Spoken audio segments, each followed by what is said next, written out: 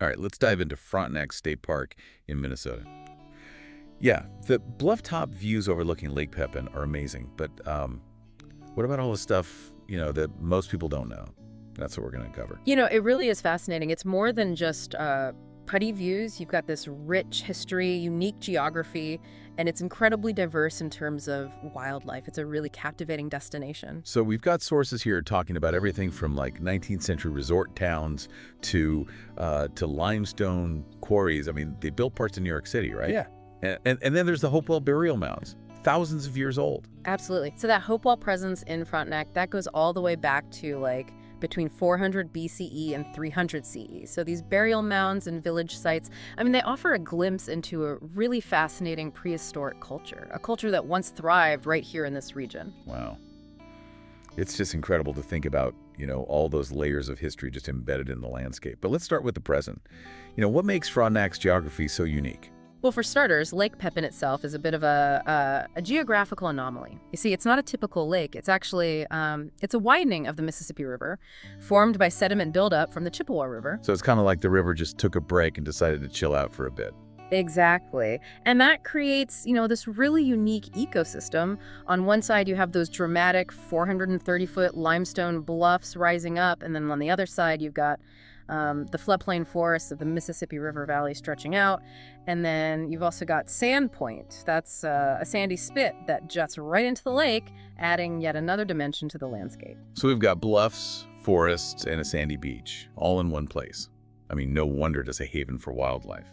Our sources mention over 260 bird species spotted at Frontenac. That's right. It's right on the Mississippi Flyway, so it's one of the major bird migration routes in North America. So, throughout the year, you're going to see a constant stream of birds just passing through, from these majestic bald eagles and golden eagles soaring along the bluffs to tiny warblers flitting through the forest understory. Okay, this might sound like a silly question, but can you really just see eagles casually soaring around? Oh, absolutely. Especially early in the morning or late afternoon when the thermals are rising. You'll often see them just riding those air currents along the bluffs. It's quite a sight. Okay, I'm adding eagle spotting to my to-do list. Yeah.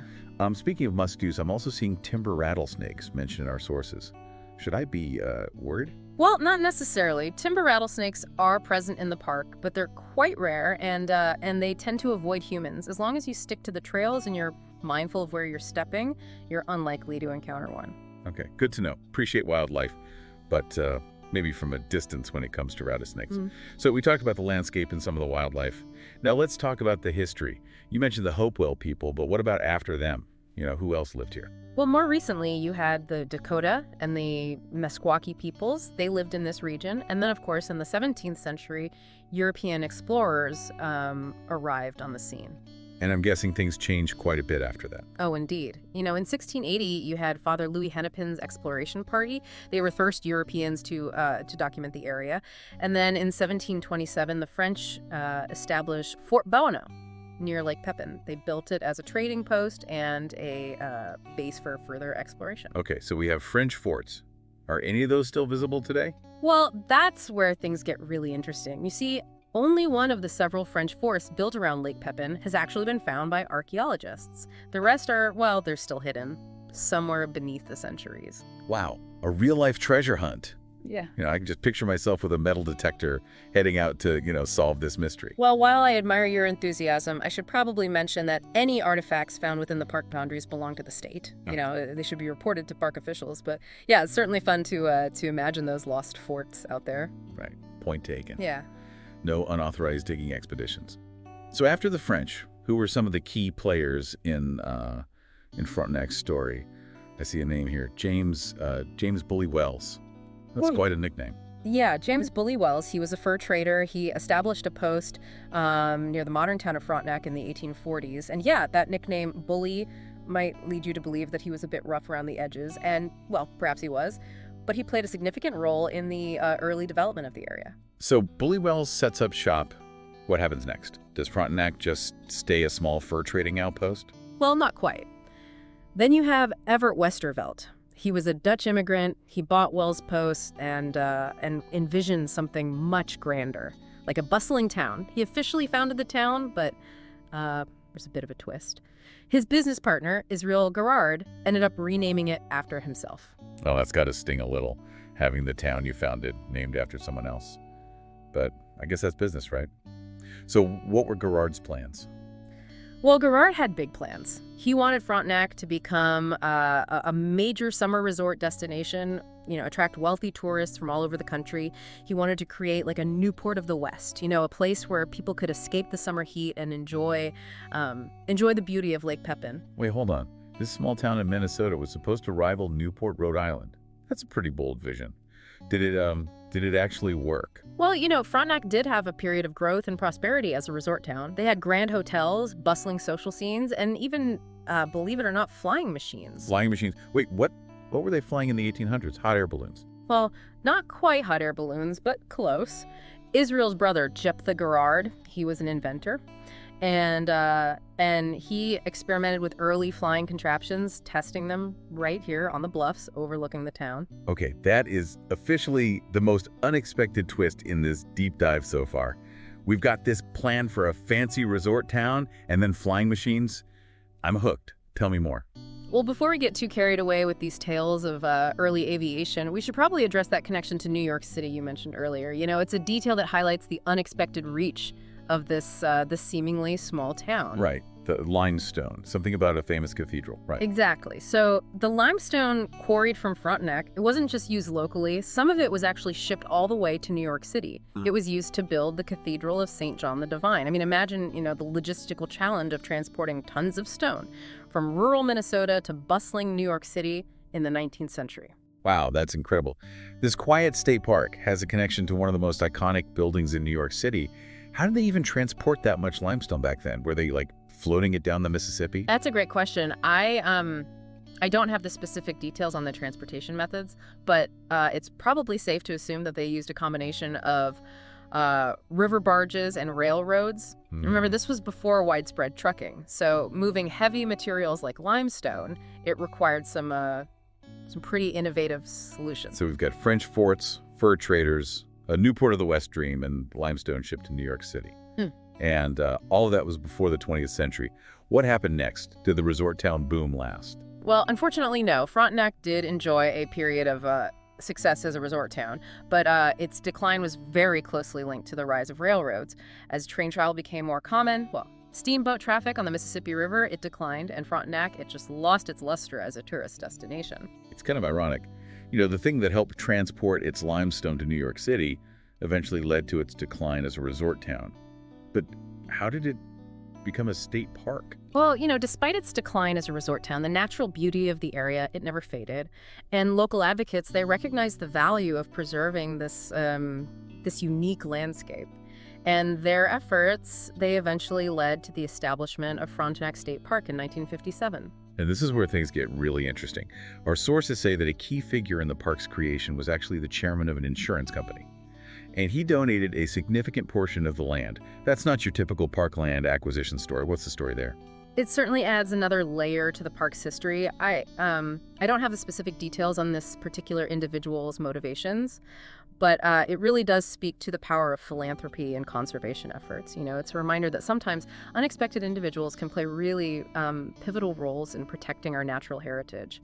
Okay, so we've got a history that's full of surprises. From hidden forts to flying machines to generous insurance executives. I can't wait to see what happens next in this story. All right, welcome back to our Frontenac adventure. So we uncovered hidden forts, early flying machines, and limestone that traveled to New York City.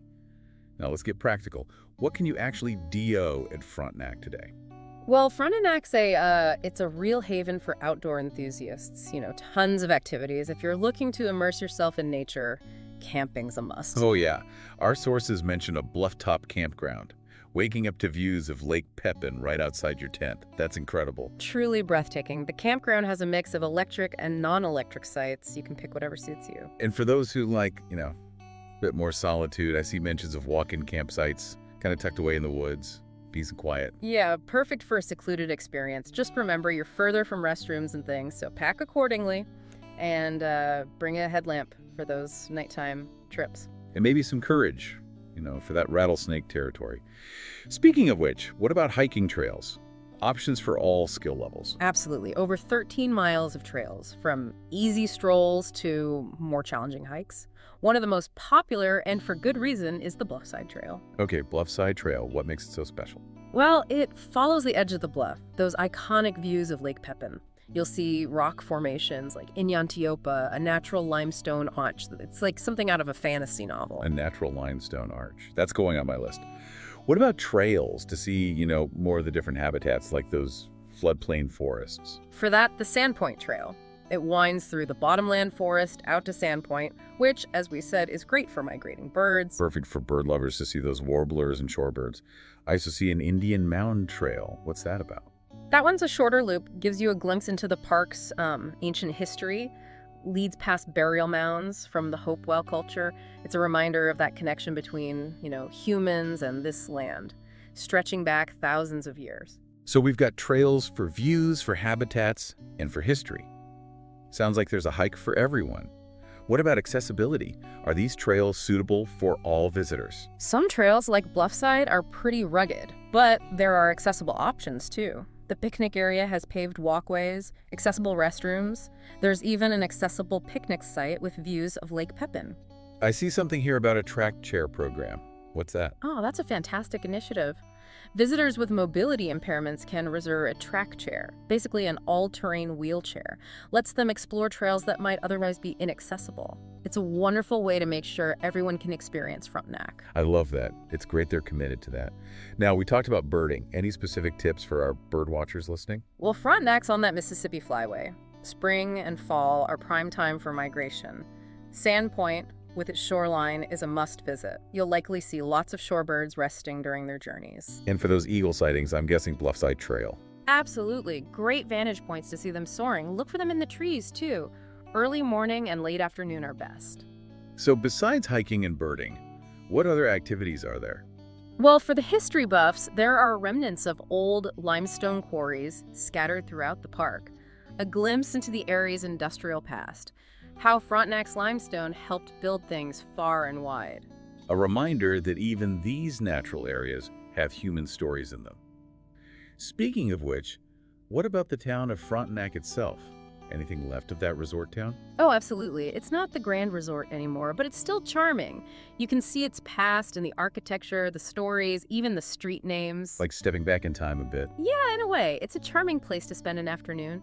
Imagine those steamboats bringing tourists to escape the heat. And there are some great restaurants in town if you're looking for food after exploring the park. Camping, hiking, birding, history, small town vibes. Frontenac sounds like a well-rounded experience. What advice would you give someone visiting for the first time? What should they prioritize? What can't they miss? That's a good question. I'd say first, take your time. Don't try to do too much. Frontenac deserves to be savored. Spend time hiking those bluff-top trails. Enjoy the Lake Pepin views. And don't be afraid to wander off the beaten path a bit. I like that. It's not about checking things off a list, but there's got to be one thing they shouldn't miss. Right? If I had to pick one, catch a sunset from the bluff top. The way the light hits the water, the colors in the sky, it's magical. A Frontenac experience you won't forget. Sunset from the bluff top. Got it. Now, one last thing we haven't talked about is something special after the sun goes down. All right, welcome back to the final part of our Frontenac deep dive. We've gone through the park's history, its amazing landscapes, and all those activities it offers. But there's one more thing, something you can only see after the sun goes down. You're talking about the night sky? Exactly. Frontenac, with its bluff-top location and basically zero light pollution, it's got some of the best stargazing in the region. Just picture this. You're standing on the bluff, there's a little breeze, and above you, the night sky is just filled with stars. The Milky Way stretches right across the horizon. A river of light, against that darkness. I'm getting chills just thinking about it. When we were talking about all those historical figures connected to Frontenac, the explorers, fur traders, even those early aviators, Yep. I wondered if they ever stood on that same bluff, looking at those same stars. It's a good question, isn't it? That night sky. It connects us to the people who came before us. Those stars have seen everything, the whole human story. It's humbling, And speaking of humbling, I read that Frontenac sometimes has stargazing events with astronomers. Imagine that, learning about the constellations, all those celestial phenomena from experts. with that incredible sky as your backdrop. Yeah, those stargazing events are really something special. It's a chance to, really learn about the cosmos and to appreciate just how vast the universe is. It's an experience that sticks with you. Okay, so breathtaking sunsets, amazing stargazing, and a sense of connection to, like, history and the cosmos. Frontenac really does offer something unique. It's a place where you can, disconnect from everything, from the busyness of life, and reconnect with nature, with history, even with yourself. It inspires a sense of wonder and a real appreciation for the beauty and complexity of our world. So, as we wrap up our Frontenac deep dive, what stands out to you as the most captivating part of its story? For me, it's how nature and human history, they interact. Frontenac shows how powerful nature is, how it shapes our lives, and how we, in turn, shape the landscape. It reminds us that we're part of something bigger, a story that keeps going across generations. That's a great way to put it. And with that, we say goodbye from Frontenac State Park. We hope this deep dive has, made you curious and maybe even inspired you to visit this Minnesota gem yourself. Happy trails!